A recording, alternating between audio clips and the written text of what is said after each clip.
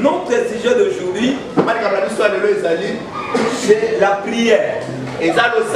La prière qui exauce. L'important de la prière. La prière peut élever une nation. La prière peut bénir une nation. Attention, la prière peut changer un nom. Peut changer la situation de quelqu'un.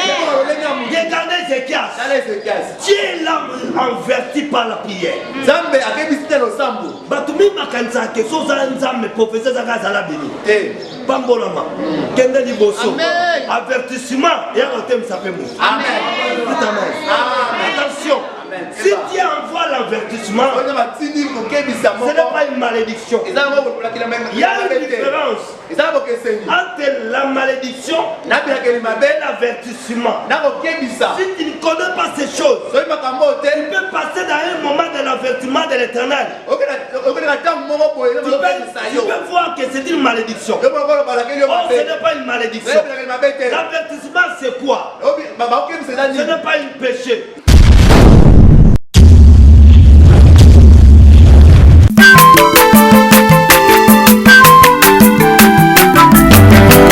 Mwana moto te po akosangai abongwani pete po awangana Nzambe ya le Nazarien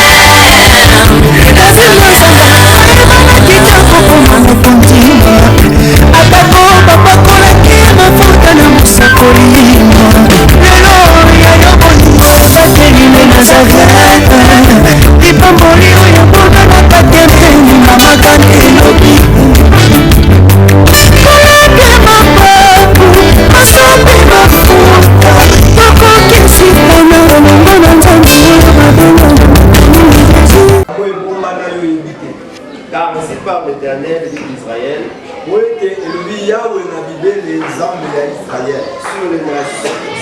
les maisons de cette ville et sur les maisons du roi de Juda qui seront abattus par les terrasses et par l'épée. Quand on avancera pour combattre les Chaldéens et qu'elles seront remplies des cadavres des hommes, que je frapperai dans ma colère et dans ma fureur. Et à cause de la méchanceté desquelles je cacherai ma face à cette ville.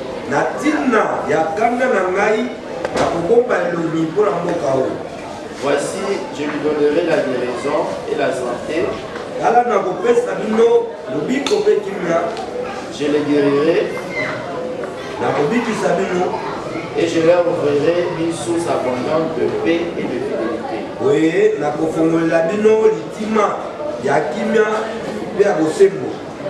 Je ramènerai les captifs de Juda et les captifs d'Israël.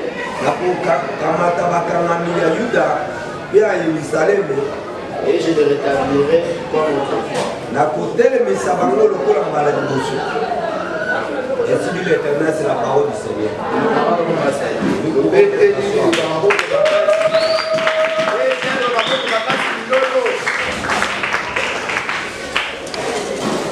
Excusez-nous parce qu'aujourd'hui nous n'avons pas les micros.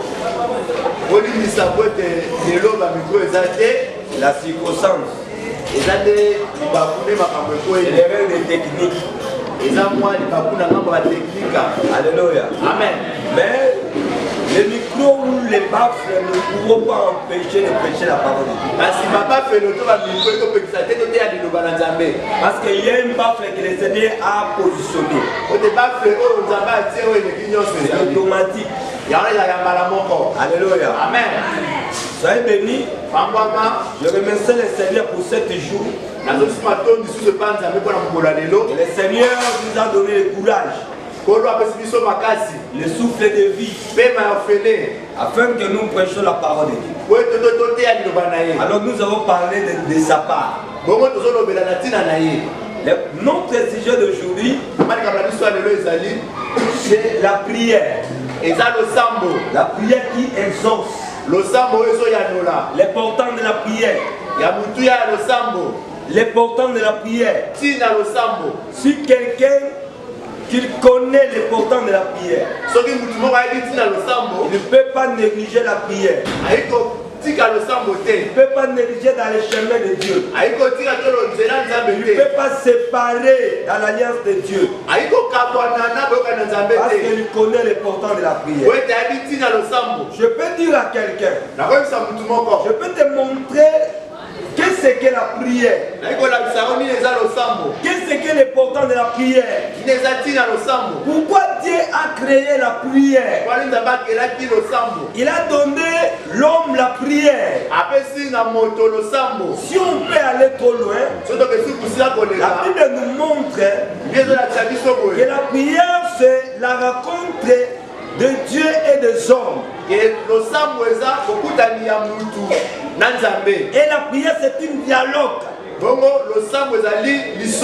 entre l'homme et Dieu. C'est-à-dire il y a une alliance lorsque tu rencontres avec Dieu dans la prière. Et c'est le seul moyen de l'homme rencontrer avec Dieu, c'est par la prière. Sans la prière, tu ne peux pas rencontrer avec le Seigneur. Sans la prière, tu ne peux pas donner ton sujet que le Seigneur écoute. C'est-à-dire dans la prière, Dieu rassemble un rassemblement entre l'homme et l'Esprit de Dieu. Si tu manques la prière, c'est-à-dire tu manques les moyens de rencontrer avec Dieu. Si tes rencontres c'est sacré. Alléluia. Amen. C'est sacré. Pourquoi? Parce que dans l'homme, il y a la limite. Dans l'homme, que ce soit sa façon, les grades, la supériorité, la grandeur. Comme il est l'homme, il a les limites dans sa vie. Il y a des problèmes qui se dépassent. Même il est roi, même il est président, même il est ministre, même il est généraux, quelle que soit sa catégorie. Il est président dans les États-Unis, dans le pays de Russie, dans la France, de tous les continents de ce monde. Il est toujours un homme. Il a des limites dans sa vie. Même s'il est béni, il est béni, il se prospère, mais tel qu'il est l'homme sur la terre, il a des limites. Il a les limites. Il a les limites. Il y a toujours des jours à compter. Alléluia. Parce qu'il est l'homme. Alors, comme que tu as des limites comme un homme, tu as donné la prière. Parce que l'homme qui s'en rapproche avec Dieu, c'est l'homme qui prend la réussite dans leurs problèmes. La prière donne la victoire dans les combats.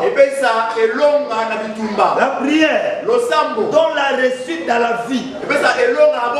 La prière bénit l'homme dans le temps de l'humiliation. Alléluia. Amen. La prière change la destinée de tout le monde. Si la destinée n'est pas été préparée, mais le Seigneur, dans la prière, il change la destinée de tous les chacun. Si tu connais la prière, ta vie ça sera changée. Parce que dans la prière, tu ne racontes pas comme tout le monde. Tu racontes avec un Dieu. Oh, si tu racontes avec Dieu, la Bible déclare, personne n'était venu auprès de Dieu. Il a retourné les mains. Tout le monde était résolu. Dieu bénit. Dieu change. Je sais que dans la prière d'aujourd'hui, le Seigneur va donner la réponse dans la prière. béni. Il sera béni. Qui écoute dans la prière. Il regarde toutes les citations de l'ex-enfant. Si tu es un enfant de Dieu, n'abandonne pas la prière. La prière, même si aujourd'hui tu ne vois rien, continue de prier. La prière déclare, priez sans cesse. Priez sans cesse. Dans la rue, priez. Dans la maison, priez. Même dans la cuisine. Tu prépares la nourriture. Commencez à préparer cette nourriture avec la prière. Quand tu vas donner les enfants, ton mari, alléluia, tu vas voir, il va manger avec la vie de la prière. Tu vas préparer ton cœur. L'avenir de tes enfants à cause de la prière. N'abandonne pas la prière. Attaque-toi à la prière. Soyez persévérés dans la prière. Les choses, ça ne marche. Ou ça ne marche pas. Assieds-toi dans la prière. La prière, c'est une réponse qui ne meurt pas. Qui ne meurt pas. L'homme qui se confie à la prière, ne les regardez pas aujourd'hui, ne regardez demain. Ce que tu vois aujourd'hui dans sa vie, il va changer l'envie. Alléluia. Alléluia. Je sais que l'Éternel est envers toi. Le problème que le Seigneur a dit aujourd'hui, n'abandonne pas la prière. Ne néglige pas la prière. J'insiste sur la prière. Parce que le Seigneur a besoin de quelqu'un qui prie. Parce que l'oreille de l'Éternel, il a mis à la prière. Si tu as besoin de prendre quelque chose, va chercher l'Éternel dans la prière. Tu verras à qui il est. Alléluia.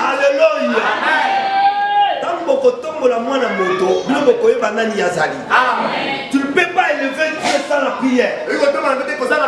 Mais si tu élèves Dieu à travers la prière, dans la prière on va voir beaucoup de choses. Mais je peux toujours peut-être 3 points de la prière. Dans la prière, nous avons les choses qu'on appelle l'adoration. Alléluia. Amen. L'adoration. Na kati ya losambo tozane eloko tobengi kokumbamela yawe. Amen. Parce que tu ne peux pas adorer Dieu. Tu ne peux pas prier sans commencer par l'adorer. Beaucoup de gens ne savaient pas que quand tu commençais pour demander quelque chose au Seigneur, ne passez pas de demander sans commencer par l'adorer. Alléluia. Ne commencez pas à demander, mais sois un adorateur. Un adorateur de Jésus. Commencez à l'adorer. Regardez les lèvres de Dieu. Regardez les lèvres de Dieu. Regardez les lèvres de Dieu. Alléluia. Amen. Amen. Son tambola. Nanina banda kobondela kosenga nzambe na koleka na osenga te soki na bandina mikopumba mela ete. Amen. Il faut na banotala munene nzambe na leka na bitumba boni na bela maladi nini na botana na famille nini na kola bisika nini pona nini nzambe otikaki nga te tozalaki combien mais pona nini obengi bango nyonso tokonika nga naza na nini naza na eloko nini naza na nzambe oyo nga napesaka ete nga ye mutu apesaka nga soki nasengi te asili kaka. Loba amen. Loba amen. Écoutez le discours David. Tout le monde est ce monde. Si tu demandes aujourd'hui, demain tu les répètes, encore tu les répètes, comme un homme, il sera dessus. Alléluia. Alléluia. Mais il y a un Dieu qui ne se fatigue pas, qui ne se décourage pas, Chaque jour, il demande que tu demandes quelque chose à sa mère. C'est ça la prière. La prière, c'est une demande. La prière, c'est une demande. Dieu, il veut que tu demandes quelque chose de sa part. Il faut le demander. Seigneur, j'ai besoin de ça. J'ai besoin de ça. Il fait ça. Amen.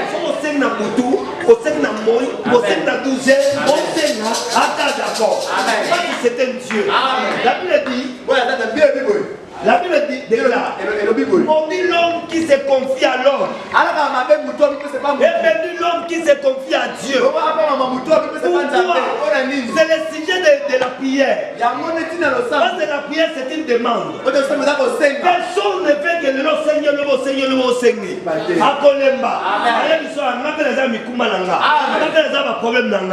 Pourquoi?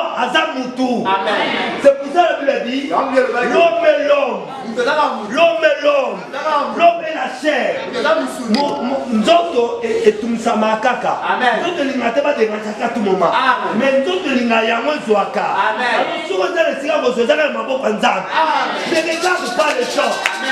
Même ton frère, même ta sœur. N'allez pas chaque jour pour demander. Tournez les regards vers le ciel. Tournez les regards. Je suis le fils. C'est toi qui m'as appelé. C'est toi qui m'as appelé. C'est toi qui m'as choisi. Regardez ma citation. Fais quelque chose pour moi. Il va te répondre. Il va te répondre. Il va te dire quelque chose. Toi seulement. Toi seulement. Tu n'es pas seul. Tu n'es pas seul. Mais tu vis avec un Dieu. Le Dieu qui répond. Le Dieu qui répond de tous les mots. De toutes les citations. Il y a des citations qui ne marchent pas.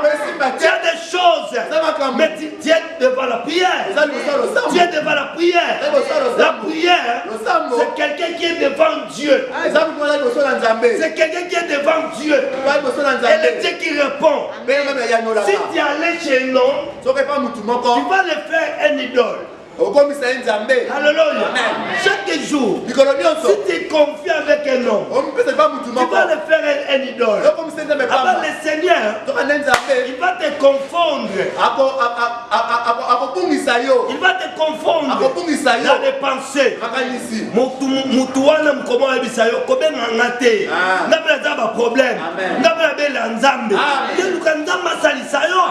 Au lieu d'aller chaque jour chez les gens, allez chez les dieux. Jésus, il est là. Il a ouvert la porte. Et la porte pour tout le monde. Ne cherchez pas les gens. C'est pour cela.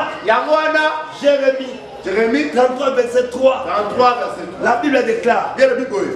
Dieu dit à Jérémie, invoque-moi au jour de la détresse. Je te répondrai. Je te répondrai. Invoque-moi. Attendez. La prière, ça entre dans une invocation.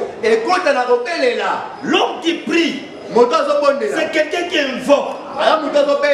Si tu entres dans la prière, tu vas rencontrer avec quelque part la prière chante dans une invocation. C'est quelqu'un qui se focalise quelque part. Alléluia. Il se focalise. Un homme de la prière. Il n'est pas que oh maman moi je sais mon Dieu là. Moi je sais mon Dieu là. Mon créateur est là. Yo maman ça ngelo ote. Amen. Otingo ina mokili. Ya makamanga lotena mokili yo ko kangote. Kingala na lukanzambe na ngai.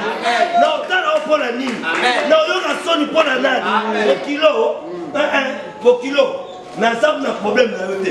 So na comme bosoa nzambe na nga. Amen. So comme na tamba kwa adorer ye. Amen. Makamu na yo talio. Amen. Kibokilo na yo talio. Amen. So ki ko la salinga na valeur te yo pe mo pe sana valeur.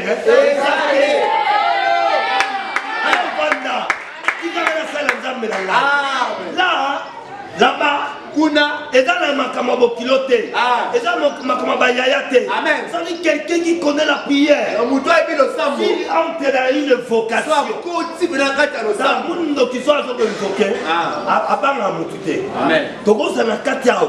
Moi ndoki wa bloqué. Autant les plans ça pour bloquer le monde. Dans mon beta si mata ça le système. Dans le système boy. Au moins kuna ben fait so salama. Pourquoi? Parce que hier amen. Ils ont bloqué notre moko. Amen. Pour continuer mon invocation. Amen. Et pas tu peux pas le baka. Tout le monde va invoquer. Tout le monde va invoquer. Invocation les éloges comme qui par rapport à Yom Touananzam. Amen. Et c'est pas l'invocation de pourquoi. Télémi, non babandoki, non babadémon, rien ne fêté. La prière a une importance. La prière peut changer une nation. La prière peut élever une nation. La prière peut bénir une nation. Attention, la prière peut changer un nom. Peut changer la citation de quelqu'un. Regardez Ézéchias. Dieu est l'âme enverti par la prière. Batumi makanza ke soza nzambe professeur Zagazala béni. Pambolama. Kende liboso. Avertissement. Et à côté ça fait mou. Amen. Attention. Si Dieu envoie l'avertissement, ce n'est pas une malédiction. Il y a une différence entre la malédiction et l'avertissement. Si tu ne connais pas ces choses, tu peux passer dans un moment de l'avertissement de l'Éternel. Tu peux voir que c'est une malédiction. Or, ce n'est pas une malédiction. L'avertissement, c'est quoi? Ce n'est pas un péché. Amen. Mais quand ça peut être un sac de sumo, Nzambe, pour les Nzambe, il y a un message à vous. Pour il y a un message. Amen. Mais on a un Amen. Parce que quand Dieu a besoin de parler, il utilise toujours des personnes. Il envoie des personnes. Il envoie des messagers. Non pour te détruire, mais pour t'envertir. Tu changes la position. Pour changer la position, l'état que tu es. Peut-être l'ennemi est dans ta porte. Tu es distrait. Qu'est-ce que le Seigneur va faire? Il va envoyer l'avertissement. Alléluia. Regardez Ézéchias. Ézéchias a béni malade. Pendant le temps de la malade, Mbokeza Bitumba. Pendant Mbokeza Bitumba, l'ennemi a poussé la porte. Ézéchias. Est-ce que réponse c'est pas Nzambe? À côté de Babundeli, à l'Eli na kata motema na binzambe, na yebi, na salle là na finanga. Je tombe les offrandes, na tombe là au temple, je fais les sacrifices, na paix ça au monde, je fais tous les dîmes, toutes les choses de l'Éternel. Je suis le premier. Mais ni les autres comme l'anga. Natanga na malade. Natanga naza malade Mbokeza Bitumba. Natanga naza malade ennemi comme la porte. Ça veut dire qu'à la tête Juda va au Kangango en otage. Là vous avez peut-être esclave na bango. Peut-être na okufa na père ba ennemi na ngai. Zambo Zawad. Écoutez, peut-être les gens de ces villes commençaient à regarder Ézéchias. Il a dit qu'Ézéchias, il a tombé dans une malédiction avec l'Éternel. C'est pour ça que le Seigneur nous a livrés entre les mains de l'ennemi. Peut-être que ce sont les choses qui arrivent dans ta vie. Alléluia. Si tu tombais dans un problème, peut-être Zambatiki, on m'a camé le zoya, et quand on a commis citation les obébas, au cas de la malédiction, alors tu m'as peut-être le moutou, peut-être des armes à Kamaye, bien tout bella. Alors, on moutabo, alors on m'a camé belle. Oui, ya. Tu n'as niveau vraiment. Mais il y a un problème. Mais on a connu ça, Ézéchias est malade. Mais moi, je vais faire un bitumba. Alors, c'est le seul roi qui a décidé de faire Ézéchias. Mais regardez, Ézéchias, il est malade. Alors, il t'a mis tout est. Alors, il n'a pas traité si maté. Papa dit non. Tout ça, ni yaya. Soza makamu tubela. Soza makamu loba. Pour qui c'est qui m'a ôté. Amen. Frère. Lorsque l'Éternel a besoin de visiter quelqu'un, ce n'est pas de tous les moments que tu seras dans la bénédiction. Tu te retrouveras dans la joie. Non. Peut-être tu se retrouveras un problème. Tu ne sais pas comment tu vas s'en sortir.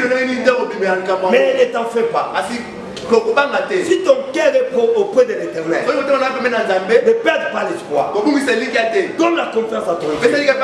Dis à ton Dieu, je suis ton fils. Malgré l'état de cette situation, je sais que tu es là. Tu ne me livreras pas. Je serai avec toi. Je n'abandonnerai pas le nom de l'Éternel. Jusqu'à la fin de mes jours, je suis ton fils. Je sais que tu ne peux pas me trahir. Je sais que tu ne peux pas m'oublier. Mais je sais, tu s'élèveras. Alléluia. Même les derniers jours, le monde va répondre que je suis avec Dieu. Sois béni. Il y a quelqu'un qui soit béni. Mais ça, c'est une bénédiction pour toi. Tu es choisi par l'Éternel. Tu es choisi par l'Éternel. Tu es choisi par l'Éternel. Tu es là. Tu es là. Ce n'est pas pour rien. C'est pour une cause. Tu es un peuple choisi par Dieu. Tu es un peuple choisi par Dieu. Soyez bénis dans la prière. Il y a encore la tombe à l'Osamula.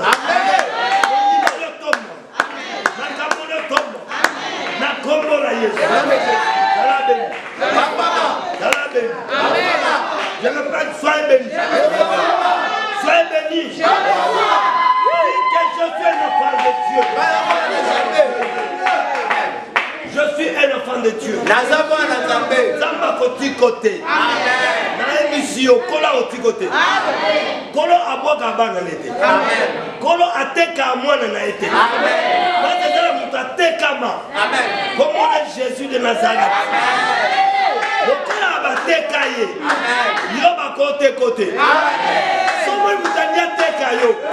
Yebisa ye esi mutu mo bateka ma pona la.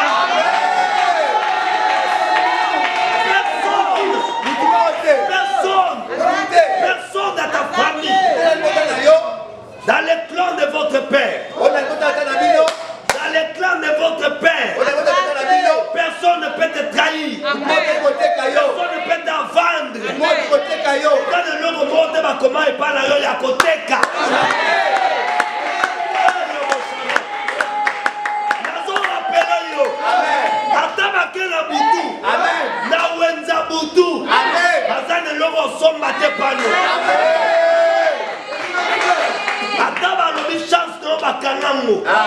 Bakanga ndana kanga bakanga te bazwa pete batele melande ne bazwa te yanga eza yanga tango bapesanga na mutu te bapesa na kombo na nga lokola batu wana kombo na bango eza yanga te eloko na nga etikala ozape ya bango te.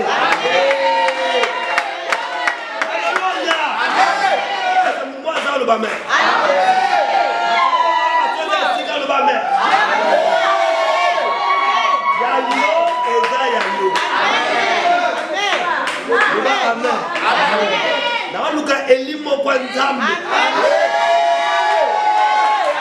ya yo eza yo ya bana na yo eza ya bana na yo eloko moko te onzamba pambola ekolongwa na vi na yo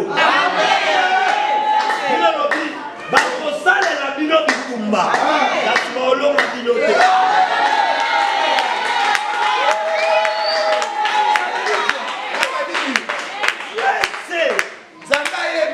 Que les gens peuvent te combattre. Mais ce que l'Éternel n'a pas livré, c'est la victoire. Il a permis le combat. Il a permis le problème. Il a donné la permission proposition de te toucher. Mais pas la victoire. Pas la victoire. Alors si tu fais le combat, tu marques la victoire. Il faut laisser cette combat. Il faut abandonner. Il faut abandonner.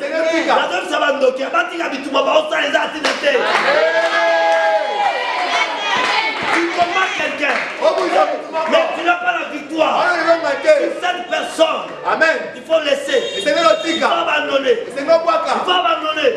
Parce que la vengeance de cette personne, ça sera le plus terrible. Alléluia. Amen. Quand il va te mettre debout. Quand il va te mettre debout, ça sera terrible. Alléluia. Amen. Alléluia. Amen. Qu'est-ce qu'il y a?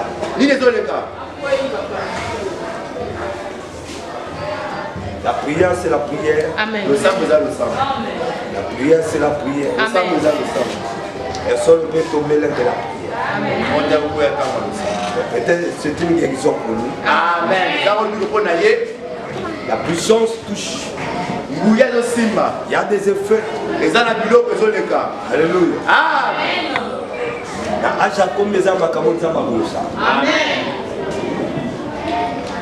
Et c'est pour moi ça le amen. C'est pour moi ça le amen.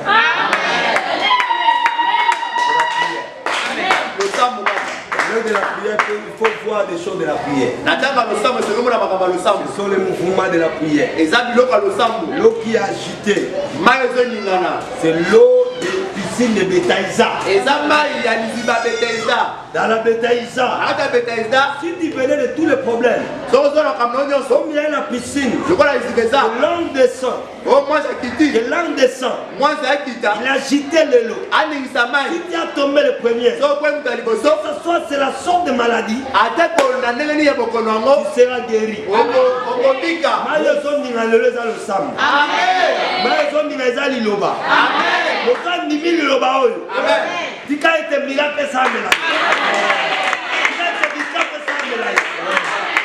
de Jésus, vous les battez, vous avez Ézéchiel Samukola Lelo. Vous les battez, vous avez Jérémie Allélo. Vous les battez, vous avez Job Allélo. Adam m'a pas essayé. Et comme me barré Sikate. Au nom du Seigneur Jésus. Et comme me barré Sikate. Amen. Naïebi Oyoto Nimela. Amen. Amen. David. Amen. Ézéchiel, c'est quelqu'un qui était fatigué. Il était malade. Dans sa malade, il y avait ici des combats dans la ville. Alors, à l'époque, il y a des combats. On demande seulement l'intervention des rois dans les combats. Avant que les soldats soient forts pour combattre, il demande toujours la présence du roi dans les combats. Le gouvernement a changé. À l'époque, les soldats ne peuvent pas combattre s'ils ne voient pas un roi. Il faut que le roi descende sur le terrain. Amen. Alléluia. Et c'est dans le protocole voisin le Bamé.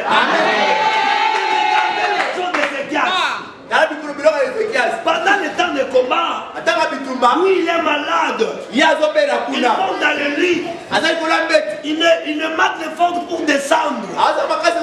Mais la ville était menacée.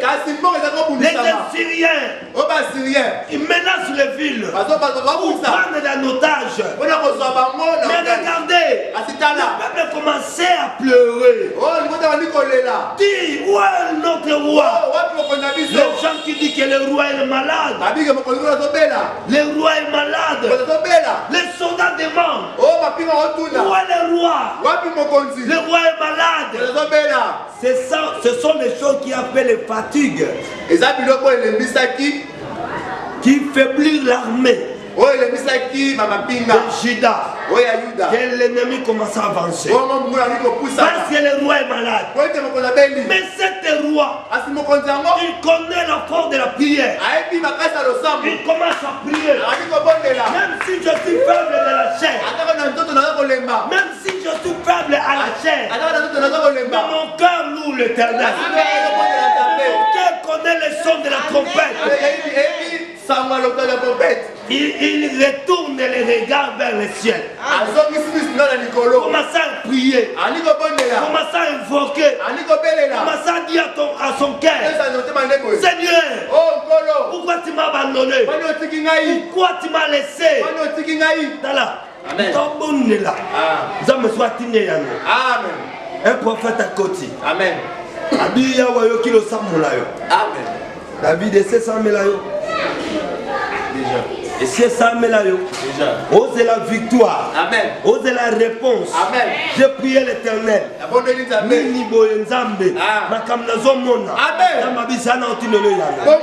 Premier prophète à côté. Amen. Un homme de Dieu. Il s'est répété avec la puissance. Il est entré dans la maison du roi. Pour dire un message. Pour le roi. Mais la message était quoi? La message était quoi? Quand il entend la parole de l'Éternel, le prophète est entré à sa maison pour dire l'Éternel attendit ta prière. Tu ne seras pas guéri. Même la ville que tu vois, ça sera livré entre les mains de l'ennemi. Regardez ce que l'Éternel t'a béni. Tu vas mourir. Prépare ta maison. Ta génération. C'est l'heure de la mort. Amen. Ça là, testament. Parce que Yahweh pambolo na liwa. Bo pambola mamokonzi na liwa. Iwe kosa na ndako na yo. Iwe panda na Jessica. Oh, iwe mume la Jessica na yo. Kola pambola na liwa na liwa. Oh, alléluia. C'est ça. Si les gens auprès de toi, tu écoutes ce message dans la bouche de l'homme de Dieu, la message que le Seigneur a envoyé dans la place, si tu es là, qu'est-ce que tu peux dire? C'est moi mon lit. C'est moi mon lit. Je ne peux pas se confier avec ce roi. Le Seigneur a maudit le roi. Le Seigneur a maudit cette vie. Et dans la alliance, on a bâti à Bangote. Quelle que soit souffrance aux hommes, quelle que soit blême, on a blâmé. Pourquoi tu as intimité dans un zambete? Pourquoi tu as intimité dans un zambete? On y a mis soukate. On y a mis malobabalaka. Faites attention.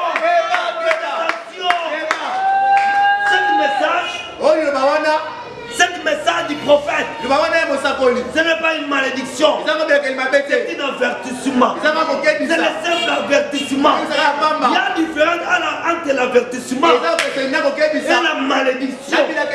Alléluia. Alléluia. Alors, le prophète a parlé. Il a sorti le commenceur. Il a commencé à le sortir. Ce moment-là, Ézéchiel fait un effort pour tomber dans les lits. Quand il tombait, il commençait à faire des fleurs, des genoux. Jusqu'à la nuit. Jusqu'à la vie, pour dire à son roi, oh Seigneur, pourquoi tu m'as abandonné? Oh Seigneur, pourquoi dans ce jour de combat, souviens-toi de moi, souviens-toi de moi, il appelle son Dieu, souviens-toi dans l'alliance, tu m'as promis, ce n'était pas comme ça, souviens-toi dans ce jour-là, souviens-toi dans ce jour-là, l'Éternel a écouté la prière.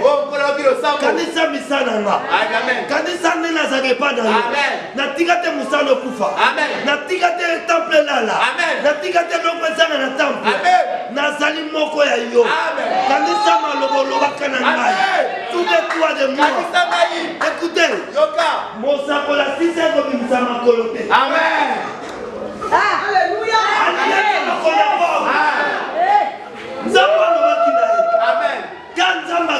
Amen. Ande l'Éternel a bloqué pour. Attention ne sort pas. Attention ne bouge pas.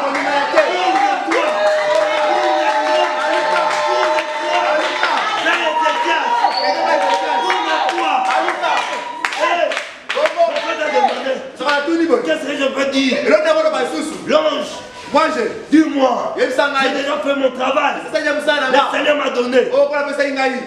Encore, la parole change. La parole commence à changer. Ainsi dit l'Éternel. Ainsi dit l'Éternel.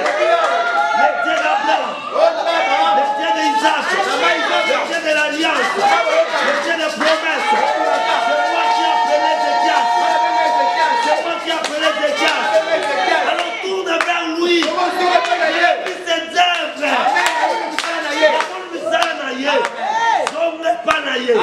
Namoni misala. Namoni misala na ye. Nenga sale na kanga. Namoni yango. Amen.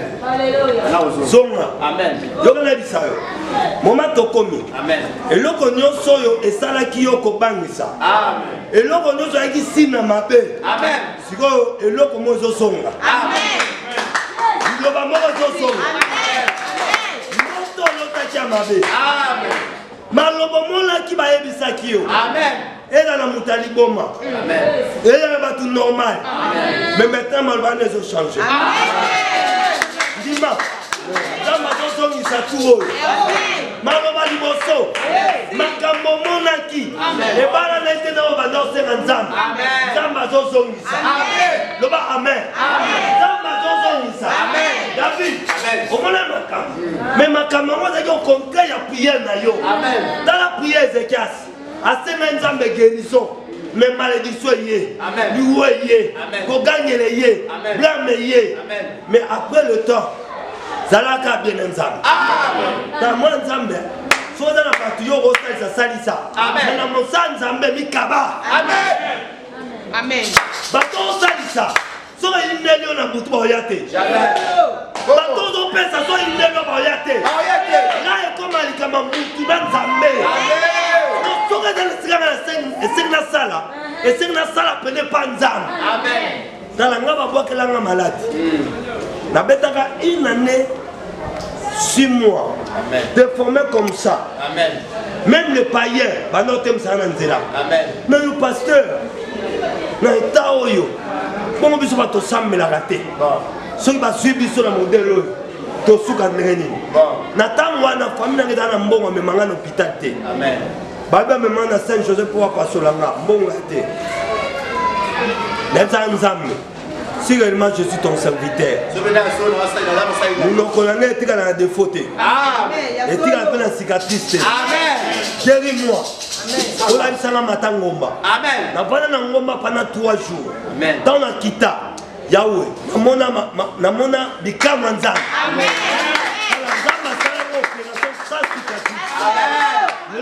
Normal. Amen. Tu as un cancer à mine. Amen. Na comment déformé. Amen. Na toi de l'homme na bomba hango. Amen. Ça vient tambo la qualité mais comme un kilo. Donc on a d'autres malita mais autant mango. Dala na bomba. Pendant une année 6 mois. Vraiment. Bon opéré ça quitté. Na mona ba les gars opération à mine ba bikate. Amen. Mais ngai na les cas d'opération sans cicatrice. Amen. 9h du matin. 9h. Dans ma temps opération. 9h. Parce que mon avis il m'a 4 mois.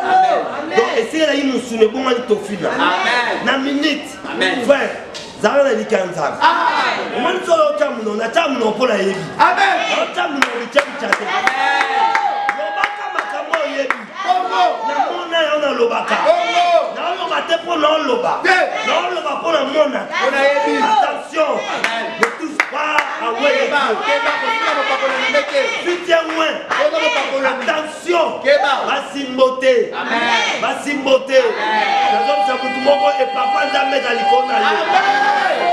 Et papa jamais à l'icône. Et papa jamais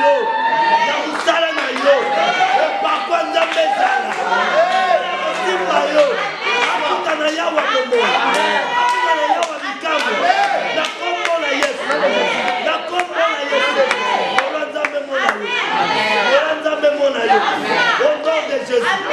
Alléluia. Amen. Fais ça qu'on fait dans la prière. Amen. Tu vas voir malédiction, malédiction. Tu as la différence entre malédiction et avertissement. Moi, nzambe akoki kokota mpe na avertissement bato bayebi kolimbola makambo to babi eza malédiction nalingi koyebi biso makambo oyo omonaki eza ma malédiction te mais ezaka baavertissement ya nzambe nzambe alingaki koavertir yo olonga na distraction olonga otala bato ozongisa miso epai na ye peut-être ya un moment okoki kotika mpe koma nzambe okoki kolemba mpe okomi kaka na mosala na yo nzambe abi okoki komopesa mosala importance otiki nga je vais te permettre mabeya nako permettre makambo ya mais lingi bateka tiki yo permettre daza na yo permettre nayebi yo nayebisi yo apermetaki mais ayebi yo akwakaki yo te apermettre c'est quoi ezali mpona kolamusa eza mpona koyebisa yo kotalaka mingi biloko te kotalaka mingi makambo na yo te makambo wana soki apesi yo makasi te osala ngo te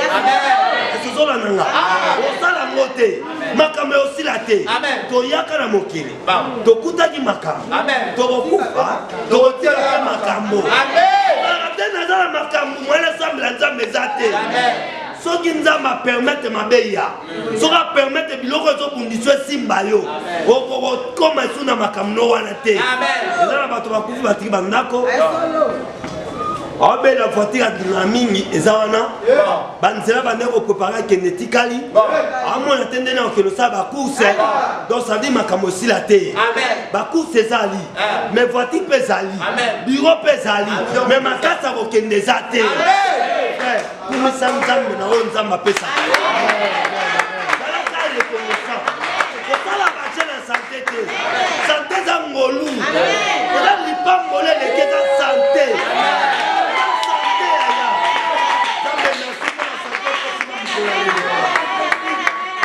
merci pour la santé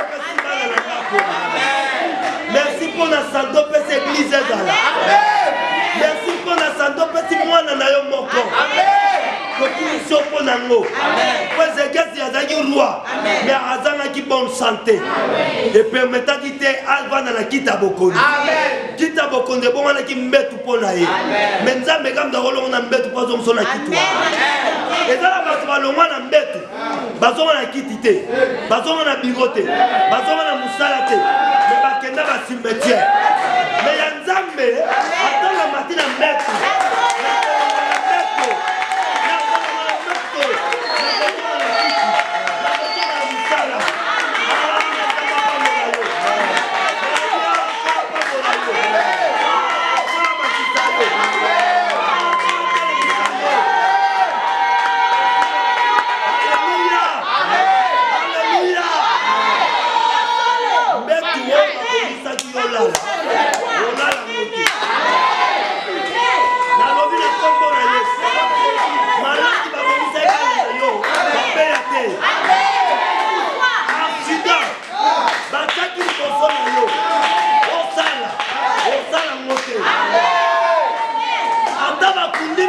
banzela yo nyatozwa malade ezala nule sanfo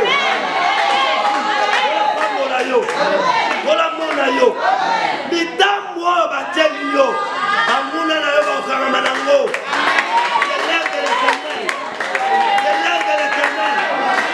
c'est l'heure de l'éternel roi-moi de la prière diable verser les mots quand je parle j'ai écouté le tremblement du terre le Seigneur m'a dit ceci j'ai changé les choses j'ai changé les systèmes j'ai transformé les choses c'est que tu vas remarquer Nzambe a changé ma chemin moko za brisque c'est le c'est l'assistant de la parole de Dieu. Je parle entre les paroles prophétiques. Je rentre dans le monde de l'esprit. J'ai commencé à changer les choses des enfants.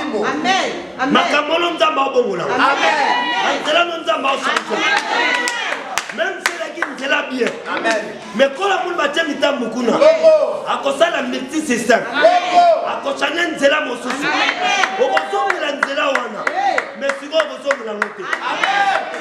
La mosusu solo, la simani solo, dans mon temps de côté la macasse, au ressort ma pauvre les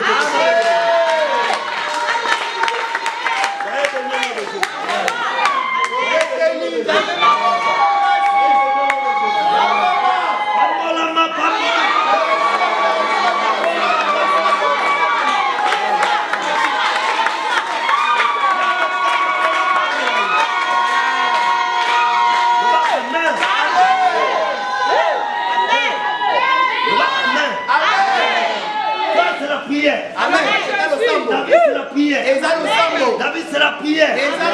David, c'est la prière. Amen.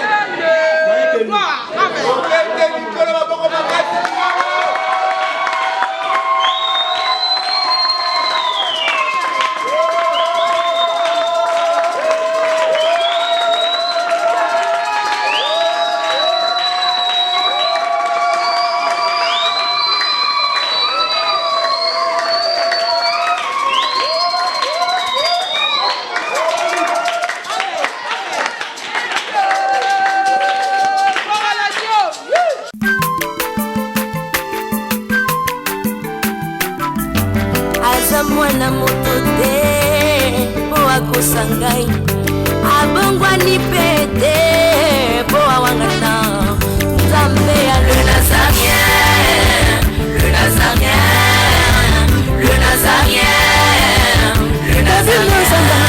Bana kitoko koma mokondima atako bapakolaki mafuta na mosakolima lelo ya yobolingo bateli le Nazareth lipamboli oyo mona na katempeni mama kantelobi